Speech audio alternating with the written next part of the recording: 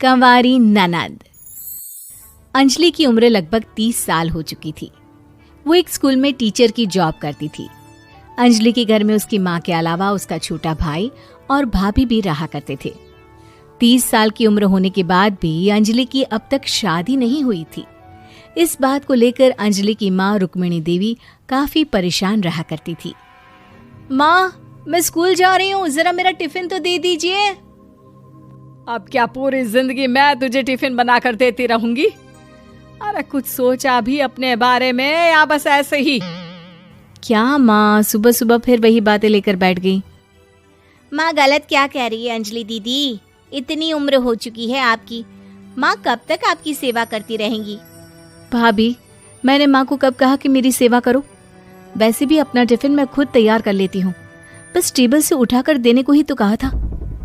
वैसे अंजलि दीदी, देखा जाए तो टिफिन उठाकर देने की उम्र तो आपकी है। आपका अपना घर परिवार बच्चे होते तो ये जिम्मेदारी आज आप पूरी कर रही होती। एक बात मेरी समझ में नहीं आती, अगर मेरी शादी नहीं हुई तो इसमें मेरी क्या गलती है और तुम सब लोग मेरे पीछे क्यों पड़े रहते हो? अरे कुछ कहना क्या पीछे पड़े रहना होता है? अपने छोटे भाई को देख, तुझसे 3 साल छोटा है लेकिन 2-2 बच्चे खेल रहे हैं आंगन में। मुझे आप लोगों की कोई बात नहीं सुननी, जा रही हूँ मैं। और आप में से किसी को मेरा कोई काम करने की जरूरत नहीं है, मैं खुद संभाल लूंगी। इतना कहकर अंजलि वहां से चली जाती है। शाम को जब अंजलि अपने स्कूल से लौटकर घर वापस आती है तो उसने देखा कि पड़ोस वाली निर्मला चाची वहां पर बैठी हुई थी। क्या बात है अंजलि बिटिया, नौकरी करके वापस आ गई? जी चाची जी, कैसी हैं आप?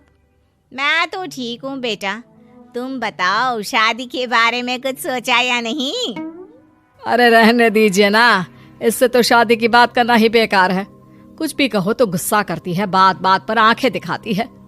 माँ, आप ऐसा क्यों कह रही हैं? मैंने कब आप पर गुस्सा किया? अरे अंजलि बेटा, तुम्हारी माँ ठीक ही तो कहती है। 30 की होने आई हो, अब तुम्हें भी शादी वादी कर लेनी चाहिए।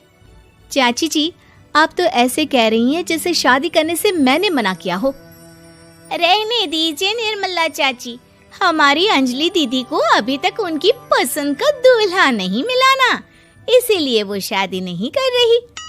भाभी, ऐसी कोई बात नहीं है। अरे तो फिर क्या बात है? तुम्हारी माँ ने तुम्हारे लिए इतने रिश्ते ढूंढे लेकिन तुम्हें कोई पसंद ही नहीं आता।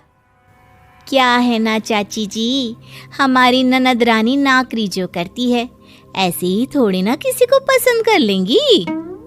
अरे भाई, नौकरी का घमंड है तो बात अलग है, कोई और बात हो तो बताओ, कोई रास्ता निकाला जाए। नहीं चाची जी, कोई बात नहीं है, बस मुझे अभी तक अपनी पसंद का कोई मिला नहीं है। सुन लिया आपने, इस लड़की के तो पर निकल आए हैं और इतनी उम्र में अपनी पसंद का कोई मिलेगा भी नहीं इसे। माँ, आप मेरी शादी को लेकर हमेशा मुझे ताने क्यों मारती रहती हैं? अपनी माँ की बातें तो ताने लगती है। ताने हैं? बताओ, मैंने कुछ गलत कहा क्या? देखो, ये सब छोड़ो, मेरी दूर की बुआ का बेटा